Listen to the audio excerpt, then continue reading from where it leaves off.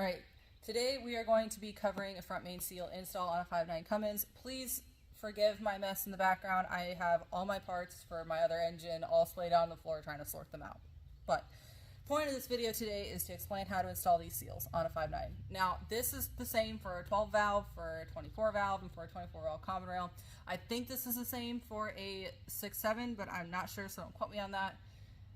I'm going to show you how to install these the right way. Now, if you're like me, and the first one of these you put the timing cover on, because honestly most diesels, these are self-centered, they're doweled, and you can just install the front seal and it's fine. Later to find out it leaks like a bastard. I can't cuss because YouTube will remove my ads abilities. You didn't do it right. These are actually designed to be installed from the back. As you can see, this is tapered right here.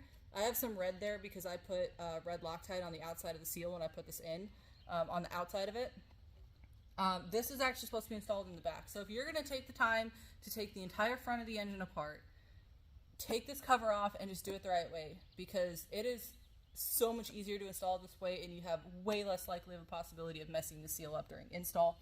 Now, this is the install tool. I actually have an entire kit for this, but this is the actual install tool, and this actually fits right in there, okay? And you literally hammer this down.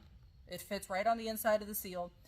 You hammer this down until it bottoms out on the cover, and that gives you not only a very even install, which is very hard to do if you're trying to do this from the front, but it also sets the proper depth for this seal.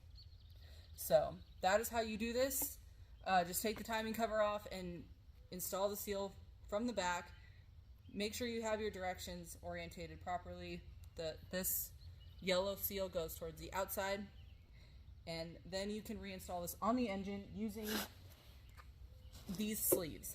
I don't care if you have a wear sleeve on this engine or not. This will help you install it on there without messing up this part of the seal. So that is how you install the front main seals on these ends. These timing covers don't actually center themselves on the timing gear case, okay? So there's a possibility that if you go in and install this and torque this down and you try to install the seal from the front, which is not supposed to be installed from the front in the first place, it's not going to seal right, it's not going to be centered properly, it's just a mess, and it will leak, trust me. I am speaking from experience. So now here is the torque sequence and the torque spec. 18 foot-pounds, there's the sequence. And it's pretty obvious which one of these bolts for the timing cover are long and short, but as you can see I installed it using this, and now it's all centered. And don't take this out until you torque the bolts down. After that, the timing wheel goes on, and then the damper, and then I will show you the torque for that. So damper, front gear train, 30 foot-pounds, 60 degrees. I recommend Loctiting those if you are not replacing them with new ones.